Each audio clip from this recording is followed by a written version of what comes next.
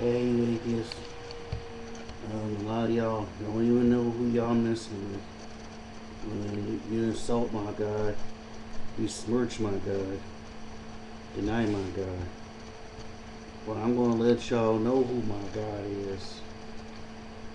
Starting Job chapter 38. And it's going to go to chapter 42. Let me introduce you to God I know. 15.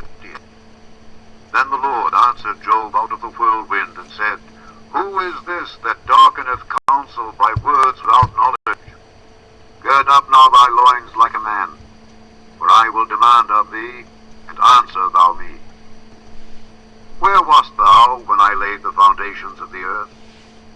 Declare if thou hast understanding. Who hath laid the measures thereof, if thou knowest? Or who hath stretched the line upon it? Whereupon are the foundations thereof fastened? Or who laid the cornerstone thereof, when the morning stars sang together, and all the sons of God shouted for joy? Or who shut up the sea with doors, when it brake forth as if it had issued out of the womb? When I made the cloud the garment thereof, and thick darkness a swaddling band for it, and brake up for it my decreed place, and set bars and doors, and said, Hitherto shalt thou come, but no further, and here shall thy proud waves be stayed.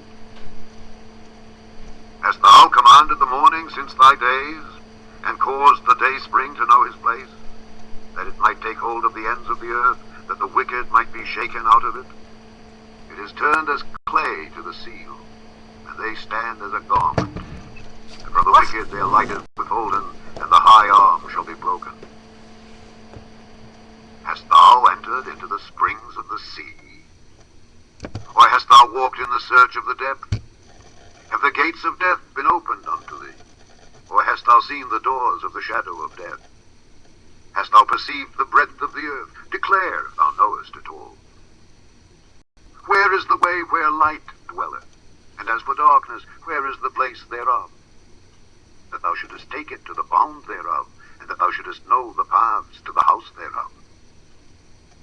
Knowest thou it because thou wast then born, or because the number of thy days is great? Hast thou entered into the treasures of the snow?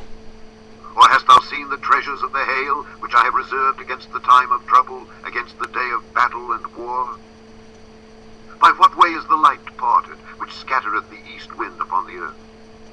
Who hath divided a watercourse for the overflowing of waters, or a way for the lightning of thunder, to cause it to rain on the earth where no man is, on the wilderness, wherein there is no man, to satisfy the desolate and waste ground, and to cause the bud of the tender herb to spring forth? Hath the rain a father, or who hath begotten the drops of dew? Out of whose womb came the ice, and the hoary frost of heaven? Who hath gendered it? The waters are hid as with a stone, and the face of the deep is frozen. Canst thou bind the sweet influences of Pleiades, or loose the bands of Orion? Canst thou bring forth Mazzaroth in his season, or canst thou guide Arcturus with his sons? Knowest thou the ordinances of heaven? Canst thou set the dominion thereof in the earth? Canst thou lift up thy voice to the clouds, that abundance of waters may cover thee? Canst thou send lightnings, that they may go and say unto thee, Here we are? Who hath put wisdom in the inward parts? Or who hath given understanding to the heart? Who can number the clouds in wisdom? Or who can stay the bottles of heaven, when the dust groweth into hardness, and the clods cleave fast together? Wilt thou hunt the prey for the lion, or fill the appetite of the young lions, when they couch in their dens and abide in the covert to lie in wait? Who provideth for the raven his food? When his young ones cry unto God, they wonder for lack of meat. Chapter 39. Knowest thou the time when the wild goats of the rock bring forth? Or canst thou mark when the hinds do calve? Canst thou number the months that they fulfill? Or knowest thou the time when they bring forth? They bow themselves, they bring forth their young ones, they cast out their sorrows. Their young ones are in good liking.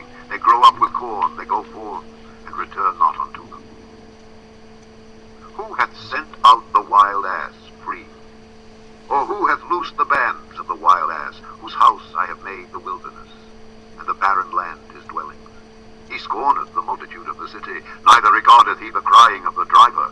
The range of the mountains is his pasture, and he searcheth after every green thing. Will the unicorn be willing to serve thee, or abide by thy crib? Canst thou bind the unicorn with his band in the furrow? Or will he harrow the valleys after thee? Wilt thou trust him because his strength is great? Or wilt thou leave thy labor to him? Wilt thou believe him that he will bring home thy seed, and gather it into thy barn? Gavest thou the goodly wings unto the peacocks?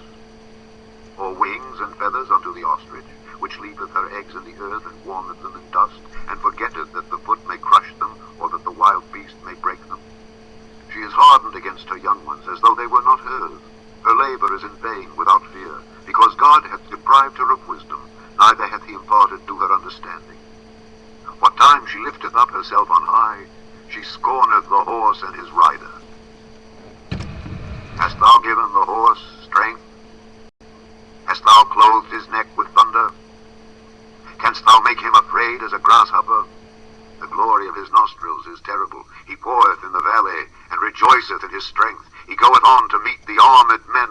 He mocketh at fear, and is not affrighted, neither turneth he back from the sword. The quiver rattleth against him, the glittering spear and the shield. He swalloweth the ground with fierceness and rage, neither believeth he that it is the sound of the trumpet. He saith among the trumpets, Ha ha! And he smelleth the battle afar off, the thunder of the captains and the shouting. Doth the hawk fly by thy wisdom, and stretch her wings toward the south? Doth the eagle mount up at thy command, and make her nest on high? She dwelleth and abideth on the rock, upon the crag of the rock, and the strong place. From thence she seeketh the prey, and her eyes behold afar off. Her young ones also suck up blood, and where the slain are, there is she. Chapter 40. Moreover the Lord answered Job and said, Shall he that contendeth with the Almighty instruct him? He that reproveth God, let him answer it. Then Job answered the Lord and said, Behold, I am vile. What shall I answer thee? I will lay mine hand upon my mouth. Once have I spoken, but I will not answer. Yea, twice, but I will proceed no further. Then answered the Lord unto Job out of the whirlwind, and said, Gird up thy loins now like a man. I will demand of thee, and declare thou unto me. Wilt thou also disannul my judgment? Wilt thou condemn me, that thou mayest be righteous? Hast thou an arm like God? Or canst thou thunder with a voice like him? Deck thyself now with majesty and excellency, and array thyself with glory and beauty. Cast abroad the rage of thy wrath, and behold every one that is proud, and abase him. Look on every one that is proud, and bring him low, and tread down the wicked in their place. Hide them in the dust together, and bind their faces in secret. Then will I also confess unto thee, that thine own right hand can save thee. Behold now Behemoth, which I made with thee. He eateth grass as an ox. Lo now, his strength is in his loins, and his force is in the navel of his belly. He moveth his tail like a cedar. The sinews of his stones are wrapped together. His bones are as strong pieces of brass. His bones are like bars of iron. He is the chief of the ways of God. He that made him can make his sword to approach unto him. Surely the mountains bring him forth food, where all the beasts of the field play. He lieth under the shady trees, in the covert of the reed and fens. The shady trees cover him with their shadow. The willows of the brook compass him about. Behold, he drinketh up a river, and hasteth not.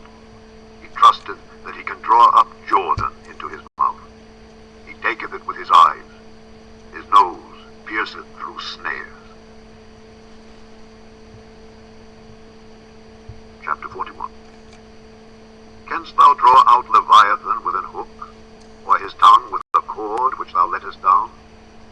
Canst thou put an hook into his nose, or bore his jaw through with a thorn? Will he make many supplications unto thee? Will he speak soft words unto thee?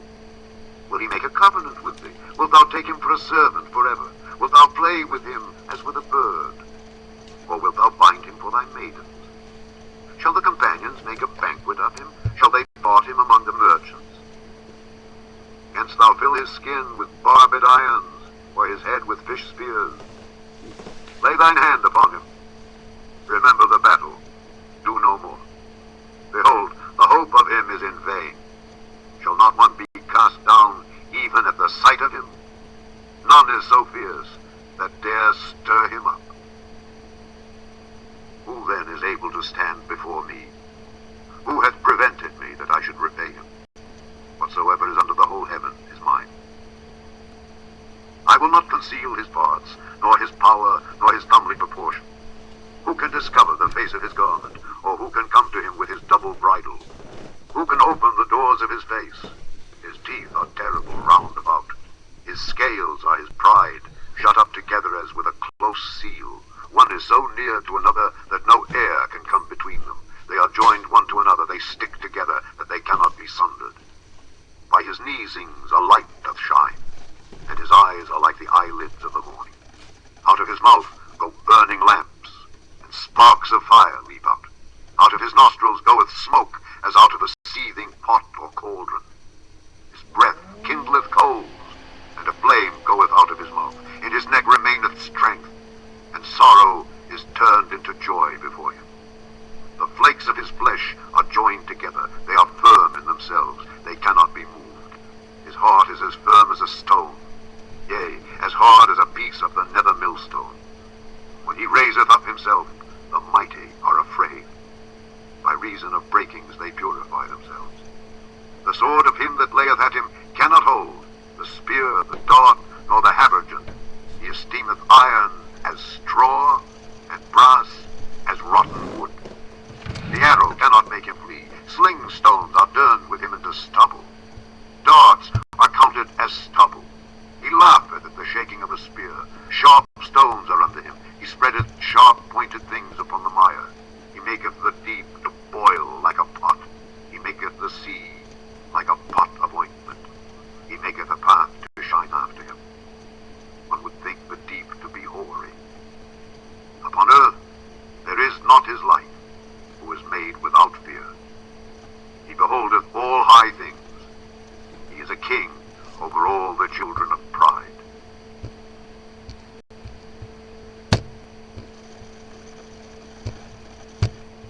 Well,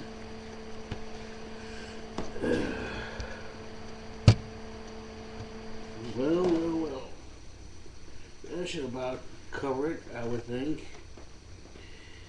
So, that's the God I know. That's the Jehovah God I know. Well, as much as I can, though. Because my knowledge is limited, and I have to remember that my knowledge is limited in comparison to his. And I myself am in awe of him. I am in awe of his creation. And all of nature was in fact made by Jehovah God. All of it. And all of it is his. What about this? What about that? What about crime, injustice, and all this and all that? Jehovah God is going to take care of his when he takes care of it.